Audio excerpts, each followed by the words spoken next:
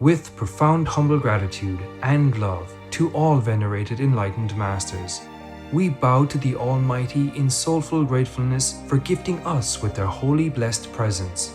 May all beings be awakened by their divine grace. Part 4 of 4.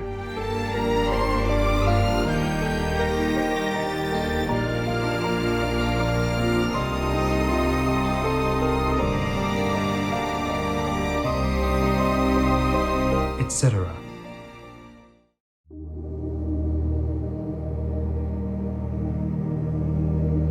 Our programs offer many languages. Please visit suprememastertv.com/schedule. Nos programas offrent plusieurs langues. Veuillez visiter suprememastertv.com/schedule. Nuestros programas ofrecen varios idiomas. Visiten suprememastertv.com/schedule.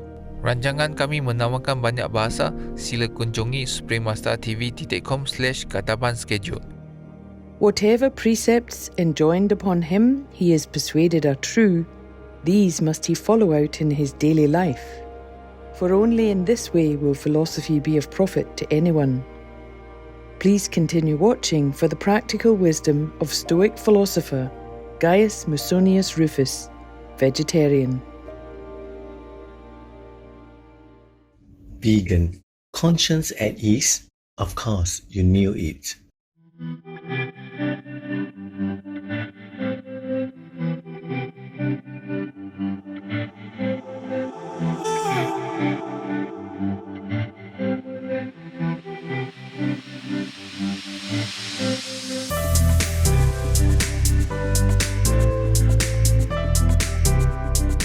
Benvenuti fantastici spettatori, siamo felici di avervi con noi.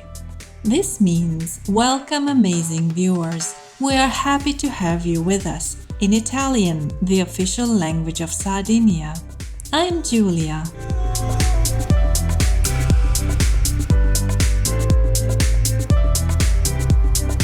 The people of Sardinia are renowned for their longevity and health and would like to share the secret of this with you, dear viewers.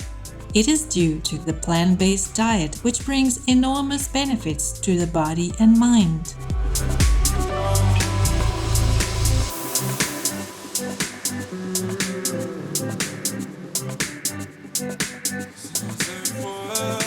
Come join us.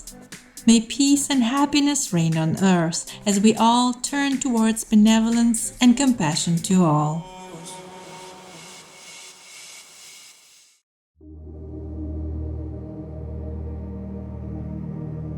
Welcome to Goodness and Virtue, selections from Gaius Musonius Rufus's teachings, part 1 of 2 on words of wisdom. Gaius Musonius Rufus was one of the great Stoic philosophers of the Roman Empire. He lived in the 1st century CE and was born in Volsini, an ancient city of Etruria which is now part of present-day Italy. His philosophy focused on the study and practice of virtue. He believed that everyone is capable of being virtuous. However, people who had not learned the skills of ethical living could not be expected to live without error. Thus, he lived and promoted a simple and frugal lifestyle, which included the training of self-control, modesty, courage, and benevolence. He was a vegetarian and taught that being mindful of one's diet was a vital virtue. His students included Roman noblemen, senators, and future philosophers. In the years following, his wisdom continued to have an impact on later Stoic philosophy as well as early Christian moral thought. Epictetus, another great Stoic philosopher, was his most notable student and whose principles were deeply influenced by his mentor. Although the works of Gaius Musonius Rufus are mentioned in the writings of Epictetus, most have been lost through time. However, his philosophical teachings, in the form of aphoristic sayings and discourses, were preserved by his students. This was later translated and included in Cora E. Lutz's book Musonius Rufus, the Roman Socrates. Today it is a pleasure to present the discourse entitled that there is no need of giving many proofs for one problem, where the wise philosopher expounds the reasoning in deducting what is good and what is not. That there is no need of giving many proofs for one problem. Once, when discussion turned upon proofs or demonstrations, such as beginners must learn from their teachers of philosophy in gaining a mastery of whatever they are studying, Musonius said that there was no sense in seeking many proofs for each point, but rather cogent and lucid ones. Thus, just as the physician who prescribes many drugs for his patients deserves less praise than the one who succeeds in helping them with a few, so the philosopher who teaches his pupils with the use of many proofs is less effective than the one who leads them to the desired goal with few. And the pupil too, the quicker his intelligence, the fewer proofs he will require, and the sooner he will assent to the conclusion of the argument in question, provided it be sound. But those who require proofs at every point, even where the matter is perfectly clear, or demand to have demonstrated at length things which could be explained briefly, are completely inept and dull-witted. The gods, we may assume, need no proof of anything, inasmuch as nothing to them lacks clearness or is obscure, and it is only in reference to obscurity that there is any need of proof. Man, however, must seek to find out that which is not plain nor self-evident through the medium of the plain and obvious. That is the function of proof. Take, for example, the proposition that pleasure is not a good. At first sight, we do not recognize it as true, since in fact pleasure appeals to us as a good. But starting from the generally accepted premise that every good is desirable, and adding to it a second equally accepted, that some pleasures are not desirable, we succeed in proving that pleasure is not a good. That is, we prove the unknown or unrecognized by means of the known or recognized. Or again, that toil is not an evil is not on the face of it a persuasive proposition, while its opposite, that toil is an evil, seems much more persuasive. But starting from the known and accepted premise that every evil is a thing to be avoided, and adding to it another obvious one, namely that many forms of toil are not in the category of things to be avoided, we conclude that toil is not an evil. Since this, then, is the nature of proof, when we consider that some men are quicker of wit and others duller, that some are reared in better environments, others in worse, those of the latter class being inferior in character and native disposition will require more proofs and more diligent attention to be led to master the teachings in question and to be molded by them, just as defective physiques, when the goal is to restore perfect health, require very diligent and prolonged treatment. On the other hand, such pupils as are of a finer nature and have enjoyed better training will more easily and more quickly, and with few proofs, assent to sound reasoning and put it into practice.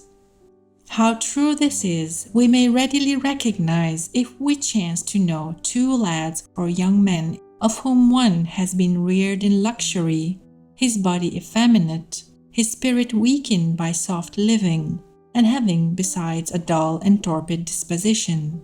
The other reared somewhat in the Spartan manner, unaccustomed to luxury, practiced in self-restraint, and ready to listen to sound reasoning.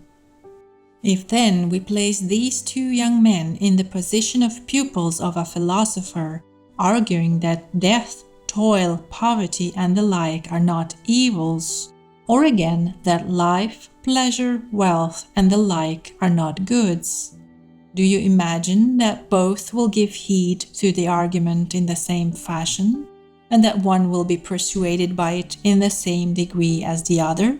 Far from it. The one who reluctantly and slowly and fairly pried loose by 1,000 arguments will perhaps in the end give sign of assent. I mean, of course, the dullard. The other quickly and readily will accept the argument as cogent and relevant to himself, and will not require many proofs nor a fuller treatment. Was not just such a lad that Spartan boy who asked Cleanthes the philosopher if toil was not a good? He made it plain that he was so well endowed by nature and by training for the practice of virtue as to consider toil closer to the nature of good than of evil, in that he asked whether toil was not perchance a good, as if it were conceded that it was not an evil. Thereupon Cleanthes, in surprise and admiration of the boy, replied, "Thou art of noble blood, dear child, so noble the words thou speak." Can you doubt that such a lad would have been readily persuaded not to fear poverty, nor death, nor any of the things which seem terrible, and again, not to seek after wealth, nor life, nor pleasure? To come back to the starting point of my discussion, I repeat that it is mistaken zeal for the teacher, if he be a true philosopher, to rehearse a multitude of arguments and proofs to his pupils. He should rather touch upon each one, with just measure, seek to penetrate to the very intellect of his hearer, and present persuasive arguments and such as cannot easily be refuted. But most of all, his treatment should consist in showing himself not only as one who utters words which are most helpful, but as one who acts consistently with them. As for the pupil, it is his duty to attend diligently to what is said, and to be on his guard lest he accept unwittingly something false. But of what he accepts as truth, his effort should not be directed toward learning numbers of proofs, far from it, but only such as are plain and lucid. Finally, whatever precepts enjoined upon him he is persuaded are true, these must he follow out in his daily life. For only in this way will philosophy be of profit to anyone, if to sound teaching he adds conduct in harmony with it. I'm so sorry for the pain I've created. All I want is peace for all living beings. I can't change yesterday, so my innocence begins today. Alex Ant, vegan.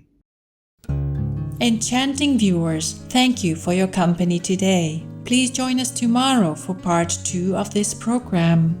Coming up next is Her Excellency Aung San Suu Kyi, The Lady's Love of Freedom, Democracy and Peace, Part 1 of 2, right after Noteworthy News. May God's unconditional love guide you on your spiritual journey. Our programs offer many languages. Please visit suprememastertv.com/schedule and suprememastertv.com/WOW.